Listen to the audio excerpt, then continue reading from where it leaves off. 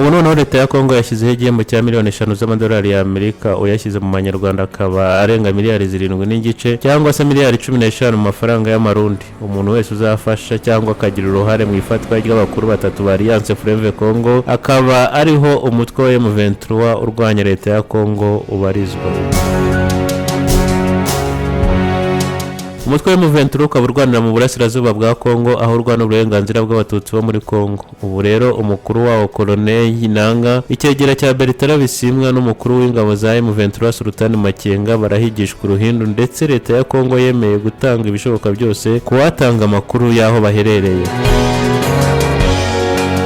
Ibi kandi bikaba biri mu itangazo Minisiteri y'Ubutabera ya Kongo yasohoye kuwa gatanu. Colonel Nanga n'abandi bantu 25 bashinjwa cyangwa se bahigwa, higanjemo abayobozi ba M23. Si ibyo gusa kuko bamwe muri aba bakatiwe urwo gupfa n'urukiko rwa gisirikare rwa Kinshasa mu kwezi kwa 8 mu mwaka wa 2024 bashinjwaga ibyaha birimo guhemukira igihugu no gushinga umutwe urwanya ubutegetsi bwa Tshisekedi. Abahigwa bose hamwe ni 26, ariko 5 barafashwe banaburana bafunzwe, ariko baburanye bahakana ibyaha byose bashinjwaga. Akaba ari Eric Nkuba Malembe, Nanga Baiseya ne Safari Bishoni Like, Nkanga Nyamasho Samafu Makimo nibo baburanye bafunzwe. Hakaba hari n'abandi ari nabo barimo guhigwa bukware batarafatwa, bakaba bayobowe na Colonel Nanga umukuru wa Alliance Fleuve Congo, Bertrand Bisimwa icyegera cya Nanga, General Sultan Makenga umukuru w'ingabo za M23, Colonel Wiringoma umuvugizi w'igisirikare cya M23, Lawrence Kanyumba umuvugizi wa Alliance Fleuve Congo, Bernard Mahesha Byamungu icyegera cya General Makenga, Jean Marie Vianney Kazarama wigeze kuba umuvugizi wa M23, Henry Magi wahoze mu ishyaka rya PPRD akaza kujya muri Alliance Fleuve Congo, Jean-Jacques Mamba wahoze ari umudepite wagiyemo muri uyu mwaka. Ubu rero leta ya Kongo yemeye kuzaha kandi miliyoni 4 z'amadolari ya Amerika, no kuvuga arenga miliyari 6 z'amanyarwanda uwo ari wese uzatanga amakuru yafasha mu ifatwa ryabo. Leta yita ibyitso byabo ivuga ko bahunze harimo Pilot Ruwara na Irenge Bialenge.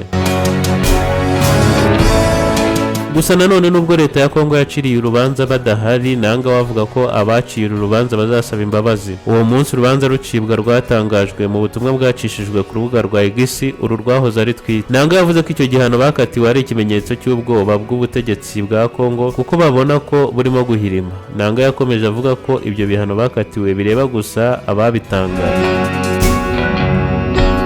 Nanga kandi yongeraho ati, nyuma yo kwibohora dutsinze urugamba, abaduciriye imanza badushinja ibinyoma bizaba ngombwa ko basaba imbabazi. Uyu Colonel Nanga tuvuga watesheje umutwe leta ya Kongo ubundi ni muntu ki? Kuki se ahubwo yayitesheje umutwe? Colonel Nanga akaba yarabaye umukuru w'umutwe ushinzwe amatora muri Kongo igihe Perezida Tshisekedi yiyamamazaga bwa mbere muri 2018 akanatsinda amatora ya manda y'imyaka 5. Bikaba binavugwa ko yagize uruhare rukomeye mu kugira ngo Tshisekedi atsinde aya matora.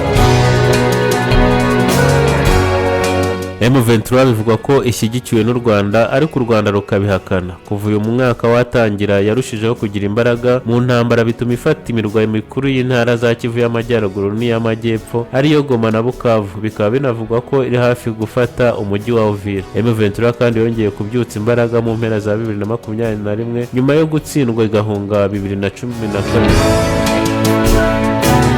Naho amahanga harimo n'amashyirahamwe yo mu karere Kongo irimwo nk'iry'ibihugu by'iburasirazuba EAC n'iry'ibihugu by'Afurika y'Amajyepfo SADC ashishikariza leta ya Kongo kugirana ibiganiro n'impande zombi zirebwa n'iki kibazo cyo muri iki gihugu n'umutwe wa M23 urimwo. Ibintu leta ya Kongo idakozwa kuko ivuga ko kugeza na n'ubu ibiganiro na M23 n'umurongo itukura idashobora kurenga. Muri make ivuga ko ari cyo kintu idashobora gukora. Naho ku rundi ruhande ariko u Rwanda rushinjwa gufasha M23 ibintu ruhora ruhakana cyane ko n'abarurushinja nta bimenyetso bifatika batanga. Naho ibihugu by'i Burayi na Amerika bimaze iminsi bishaka gufatira ibihano u Rwanda, aho birusaba kuvana ingabo zarwo muri Kongo no guhagarika gufasha umutwe wa M23. Oni nayo ikavuga ko igereranyije ingabo z'u Rwanda ziri muri icyo gihugu cya Kongo zaba zirenga gato 4,000. U Rwanda rwo rurabihakana kuko leta y'u Rwanda yo ivuga ko ifata ingamba zo gucunga umutekano w'igihugu cyayo kubera ingaruka mbi zaterwa n'intambara yo muri Kongo. U Rwanda kandi ruhora rushinja leta ya Kongo Kongo gufasha no gukorana n'umutwe wa FDLR. Aba akaba ari abahoze mu nterahamwe basize bahekuye u Rwanda, aho abenshi muri bo basize bakoze jenoside yakorewe abatutsi mu 1994. Amashyirahamwe ya EAC na SADC Kongo ibarizwamo yombi aherutse gushyiraho abahuza batatu ngo bashyire hamwe inzira za Rwanda na Nairobi zo gushakira umuti mu nzira y'amahoro ikibazo cy'umutekano mu burasirazuba bwa Kongo kimaze imyaka irenga 30. Yari Bride Purica. Mukomeze mudukurikire ku mbuga nkoranyambaga zacu, musangize ndetse mutange n'ibitekerezo by'ibyo twazababwiraho ubutaha. Murakoze.